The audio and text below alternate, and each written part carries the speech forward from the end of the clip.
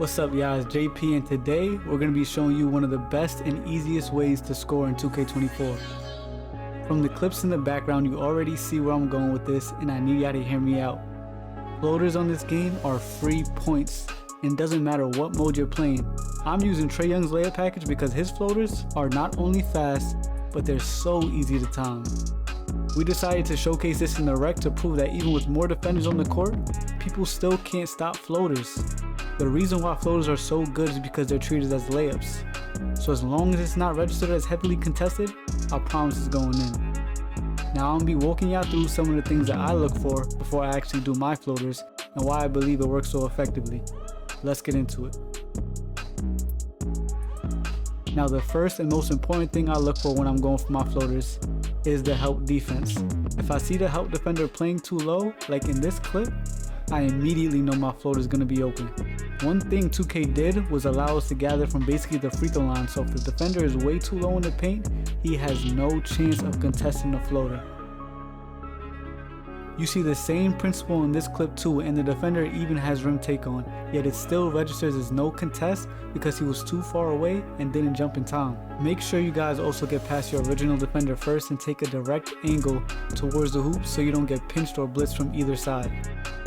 This here is just another example of how far away you can actually start your floater. You see the defender is at the elbow, but like I said before, even if he jumps, and he does, the floater is too quick for him to contest, and it's an easy 2 points almost every time. Remember to not force it either. You see off the catch here I had a lane, but I saw the help defense step over early, so I decided to reset before I drove again.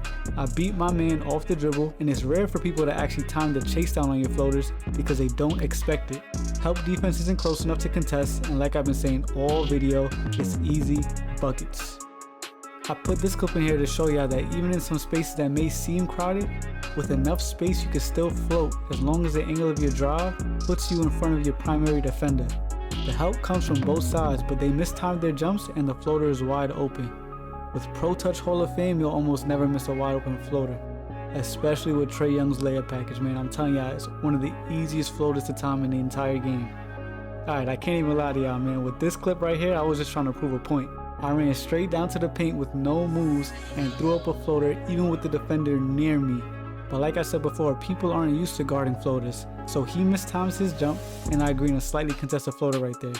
As long as you know your timing, and trust me, like I said before, you can even make some contested ones just like that. Now, I'm going to let all the clips just roll in the background. Slow them down if you need to, but let's go over again some of the most important things you need to know when looking for your floater. First, make sure you're past your original defender and have a step on them.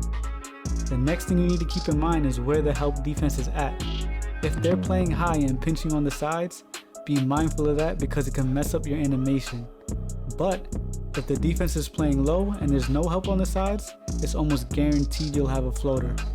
Next, remember you can trigger your floater from the free throw line or one step in. So don't be afraid to float one up there from that distance because those are the ones that kill defenses. Defenders aren't used to guarding floaters, so it throws their timing off. Also, I just have to say this, don't force floaters if you notice the defense is playing back. If the defense is playing back, like say he's standing at the free throw line, just take the easy three because it's going to force him to step up again and then open up the lane so you could go back to doing your thing. Also, if you see the blitzes and the help coming off early, just make the right pass. Floaters are really crazy this year, y'all, I promise you. I got Hall of Fame float game on this 6'4" guard build right here with the Hall of Fame Pro Touch, and I promise you it's almost better than Duncan, bro.